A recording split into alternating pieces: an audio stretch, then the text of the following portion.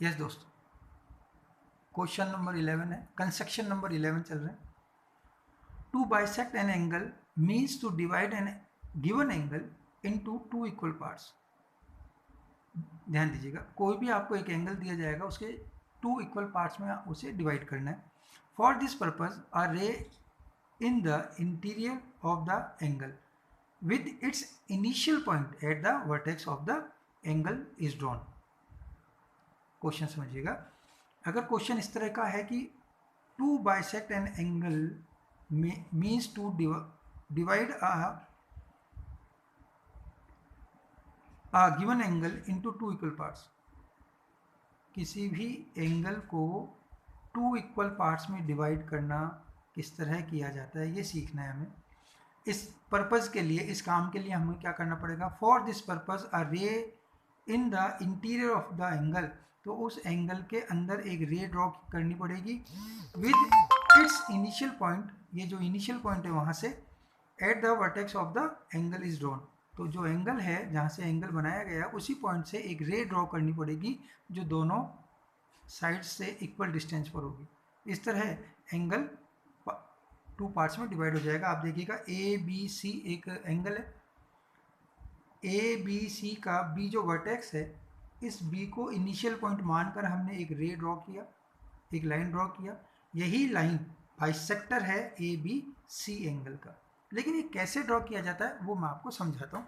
इसके लिए हम क्या करेंगे, ए बी सी एक एंगल बनाएंगे। फर्स्ट ऑफ ऑल आइएगा, हमने एक एंगल बनाना है, तो हम बी पॉइंट को इनिशियल मान लेंगे। ये पॉइंट बी है, ये पॉइंट बी है, और ये पॉइंट सपोज करें सी है, ये बी सी हो गया।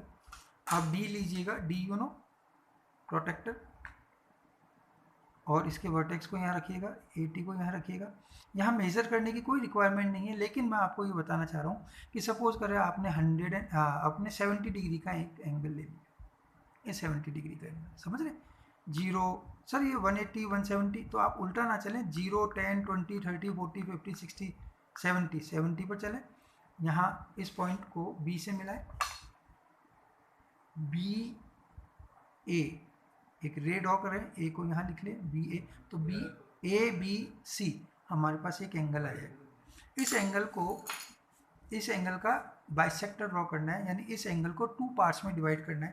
तो आप एक कंपास लीजिएगा, कंपास में एक आर्क अपनी तरफ से बना लीजिएगा। आर्क का मतलब है कि जो पॉइंट है ना, ये पॉइंट और पेंसिल का पॉइंट, इन दोनों के बीच का जो डिस्टेंस होता है उसको हम आर्क बोलते हैं। इस पॉइंट को, कंपास के पॉइंट को बी पर रखिएगा, बी के वर्टेक्स पर रखिएगा, राइट, और एक आर्क कट कर दीजिएगा। ये आर्क कट कर दिया। आर्क ने टू साइड्स ए बी और बी सी को सपोज करें पी और क्यू पॉइंट पर इंटरसेक्ट किया। तो अब आप क्या करेंगे, कंपास लेंगे, चाहे तो आप इसको इस कंडीशन में खोल सकते हैं, थोड़ा सा खोल लें, और पी पॉइंट पर कंपास रखकर एक आर्क कट करें। इसी मेजरमेंट को विदाउट डिस्टर्बिंग क्यू पॉइंट पर रखकर जो आर्क कट किया गया उसी को एक बार फिर कट करें, ताकि दोनों आर्क इंटरसेक्ट कर लें अपने आप को। इंटरसेक्ट का मतलब है एक दूसरे को काटना। यहाँ हमें एक नया पॉइंट मिल जाएगा, सपोज करें एम मिल गया है, ओके। तो आप क्या करेंगे, वर्टेक्स, एंगल का जो वर्टेक्स पॉइंट है बी, उसे एम पॉइंट से मिलाएंगे, और मिलाते हुए हम लाइन ड्रॉ करेंगे। लाइन ड्रॉ करते वक्त ये ध्यान रखिएगा, एक दो बार फाइनल कर लें कि ये पॉइंट के ऊपर ही लाइन है, राइट, और पॉइंट से जाने वाली लाइन हम यहाँ मिल जाएगी।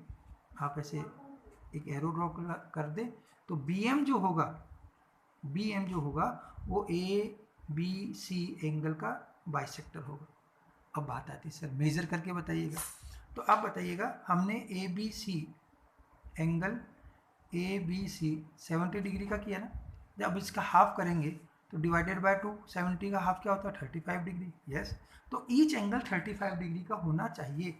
आप मेजर करके देखें, यहाँ रखें, देखिएगा आप 30 ना 40 है ना 30 है, आप 30 के बीच में आ रहा है 35, यहाँ 35, ओके। इसका मतलब ये एंगल 35 डिग्री है, ओके। इसको मेजर करने का एक और तरीका है कि ये जो आर्क कट किया था, इस आर्क को मेजर कर लें यहाँ तक, राइट। जितना ये है उतना ही आर्क ये होना चाहिए। दोनों इक्वल आ रहे हैं, देख लें आप, देख रहे हैं, यस। तो आप कह सकते हैं कि दोनों एंगल इक्वल हैं। एक बार फिर कि डी से मेजर करके बताइए। तो एक ये 35 है, अब बेस हमने माना BM, इस BM पर D को रखिएगा और फिर एक बार वापस मेजर कीजिएगा 0, 10, 20, 30 एंड 35 भी 30। तो दोनों एंगल 35 के हो गए और BM इसका राइट बाइसेक्टर हो गया। Thank you, thanks a lot.